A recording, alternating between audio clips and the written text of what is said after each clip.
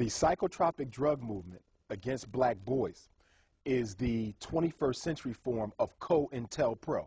The same COINTELPRO that J. Edgar Hoover headed in the 60s, or going from the 20s to the 60s, because he started with the Honorable Marcus Messiah Garvey and didn't stop until he exterminated the Panther movement. But nonetheless, the drug movement comes out of that. It is a movement of social control to prevent the rise of another black messiah. In fact, back in the 1980s, there was a movement called the Federal Anti-Violence Initiative. If you remember, back in the 80s, there was a lot of attention being given to the allegation that black males had a gene that predisposed us to be violent. In other words, we wasn't violent because of racism. We wasn't violent because of miseducation. We weren't violent because of economic castration. We weren't violent because our fathers was being locked up and killed and taken from us. We was violent because we was born with a gene that made us this way. So because of the outcry from the black community, that movement went underground. It came back as attention deficit hyperactivity disorder. It came back as conduct disorder. It came back as oppositional defiant disorder. It came back as disruptive behavior disorder. Partly pushed by the federal government, partly pushed by the American Psychiatric and Psychological Association, and partly pushed by the drug companies. One thing we have to understand about these so-called disruptive behavior disorders, they are all social creations. There's nothing scientific about ADHD. There's nothing scientific about conduct disorder. These are diseases that our children are diagnosed with when they don't freely accept white supremacy. See, if I can't sit still because the information you've given me, I know is not what my spirit needs, I'm ADHD. If I don't allow you to disrespect me and belittle me in your classroom, I have a conduct disorder. If I refuse to sit still and hear negative information about myself and my ancestors, I have oppositional defiant disorder. These disorders are the outgrowth of a defunct educational system. And the drug companies are making $40 billion a year off of doping black boys with drugs that kill their brain cells, mess with heart function, mess with their kidneys, mess with their liver, and, Brother Dawa, most of these drugs also affect the development of healthy semen in the boy's testicles. So if you're giving a black boy Ritalin or Adderall or Cyclert or Prozac or Depakote or Paxil or any of the other ones from age of 3 or age of 5 to the age of 21, when he's ready to get married and have children, many of them won't be able to have children because the drug erodes their ability to father a child. It all goes back to eugenics. In fact, Ritalin, according to the Drug Enforcement Agency of America, is a Schedule II drug. You know what that means? No. It's just as addictive as crack cocaine. The DEA has Ritalin. Anybody who don't believe me, do your own research. The DEA classifies Ritalin as Schedule II, as addictive as crack. In fact, Ritalin is pharmacologically equivalent to speed. The illegal drug speed and Ritalin have the same chemical structure. Some drugs are legal, some drugs are illegal, but they're all being used to decimate the community. Damn. Two things.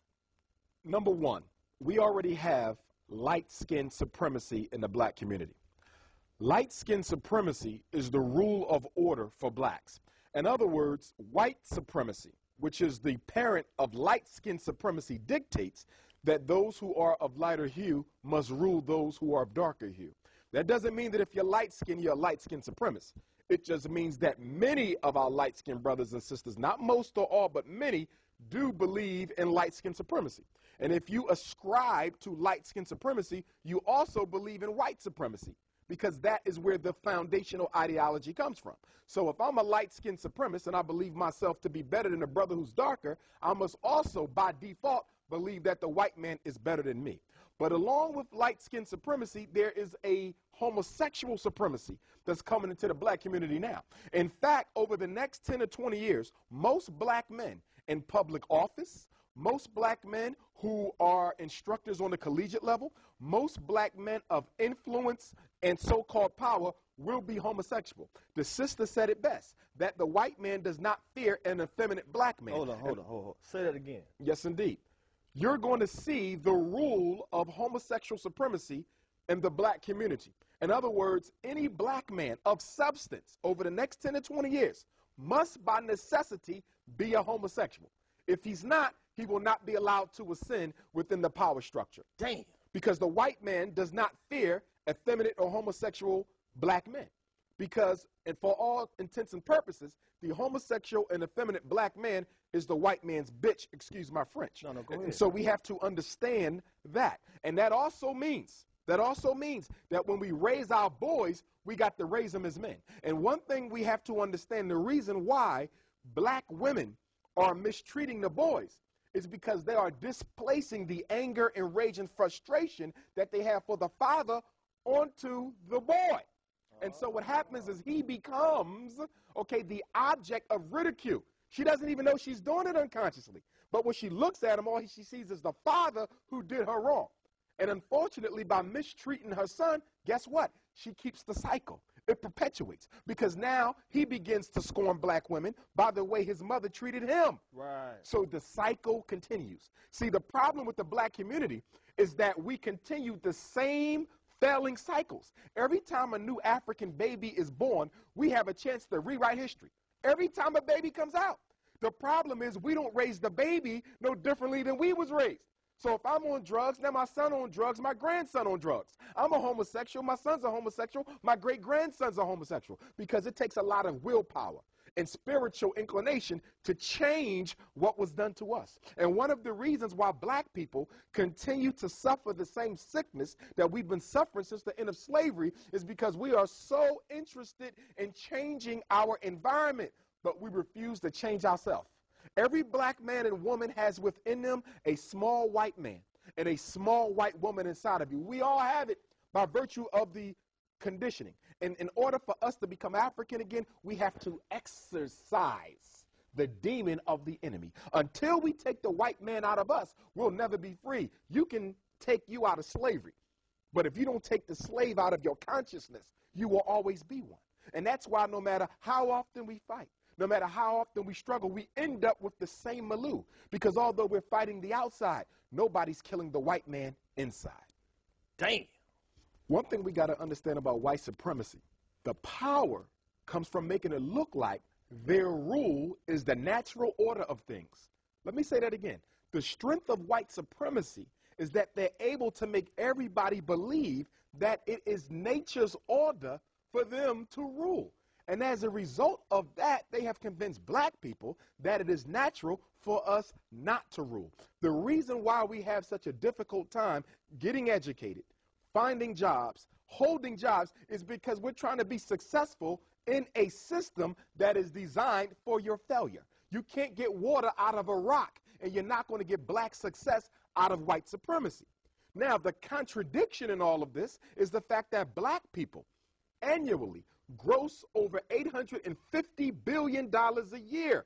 We're the 10th richest group on the face of the earth. We don't own anything but the cash. We're the 10th richest group on the face of the earth. We are the richest black group on the globe. There is no group of blacks, black people in America, although we are only 40 million strong, gross more cash than any independent black nation on the face of the earth. The problem is we use all of our residual and disposable income to have fun, to keep my hair done, to get a nice car, to buy a bigger house, to wear nice clothes. We act like overgrown children who take their allowance and run to the candy store. And the reason why we do that is because slavery has taught us that we will forever be the children of white people, so we will allow our slave master to take care of the important decisions, and we will use our income to have fun.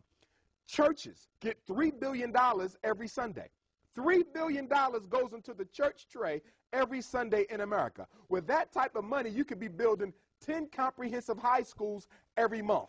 10 comprehensive high schools every month. There's no reason for a single black child in America to have to go to a defunct public school. There's no reason why black men don't have jobs. We have the economic ability to create an independent reality. Indians from India do it. Chinese do it. Even the Arabs do it. Every ethnic group in America, including Hispanics, have an independent reality except Negroes. Why? Because we are scared of white people and we hate ourselves. Until we deal with the self-hatred that exists within the black community, we'll never be whole. The reason why we don't have black businesses is because two black people coming together will not trust each other. Psychologically, unconsciously, I assume you're going to rip me off. You assume I'm going to rip you off. So the minute something goes wrong, as it always will in any business, we part company. You know why? Because we've been conditioned not to trust our brother. Exactly. African people are hated because historically you have succeeded the world in every area.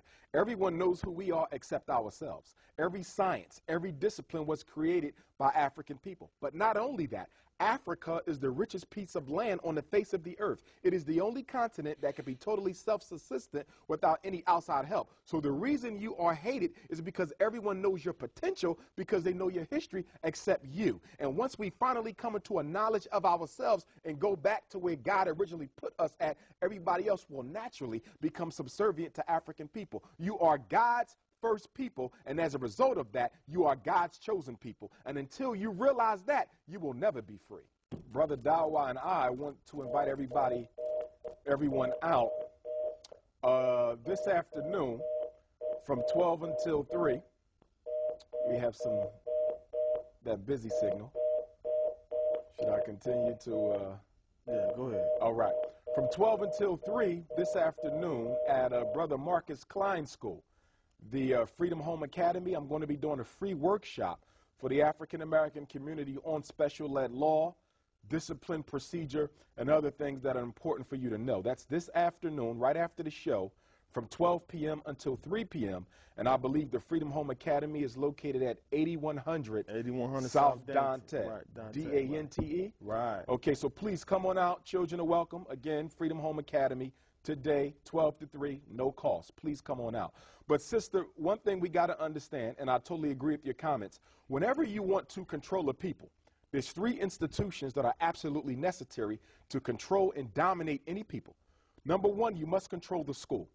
Number 2, you must control the church. And number 3, you must control the military. Those are the 3 most important institutions in any community. So when you look at the black community, obviously, we don't have our own community police force. So that's totally controlled by Europeans. Then when you look at the church, that's also totally controlled by Europeans. We tend to look at the mosque and look at the church and say that these are black institutions. No, they're not. The process, the mindset, the ideology is totally European. We don't have an African-centered form of Islam, and we don't have an African-centered form of Christianity. We got European and Arab forms of religion that are simply being managed by black personalities. Religion is the most political institution in the black community. It always has been. When slavery began, it was done through the church. When the missionaries came into Africa to subdue and colonize, they did it through the church. Whenever the enemy wants to get a stronghold in the black community, they call up the clergy. They call up the imams. They call up other religious leaders who they know will push forward their program. There is nothing non-religious about the church. The church and the mosque are totally religious. And in fact, one of the reasons why black people are being so successfully oppressed and subdued in this country is because many of the people who stand at the pulpit are afraid. They are afraid to do the work that they claim they were sent here by God to carry out.